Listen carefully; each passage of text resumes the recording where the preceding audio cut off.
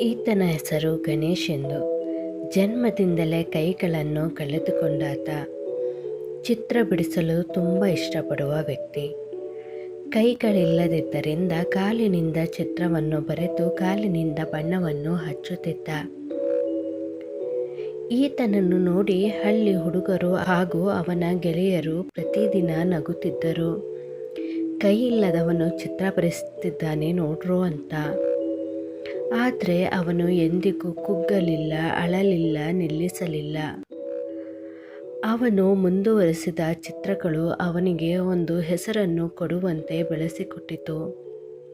ಇವತ್ತಿಗೆ ಈ ಗಣೇಶನ ಚಿತ್ರಗಳು ಲಂಡನ್ನ ಆರ್ಟ್ ಗ್ಯಾಲರಿಯಲ್ಲಿ ಬೆಲೆ ಕಟ್ಟಲಾಗದಷ್ಟು ಬೆಲೆಗೆ ಮಾರಾಟವಾಗುತ್ತಿದೆ. ಅವನು ಒಬ್ಬ ಭಾರತದ ಅತ್ಯಂತ ಹೆಚ್ಚು ಪ್ರಸಿದ್ಧಿಯನ್ನು ಪಡೆದ ಕಲಾವಿದನೆಂಬ ಹೆಸರನ್ನು ಪಡೆದುಕೊಂಡಿದ್ದಾನೆ.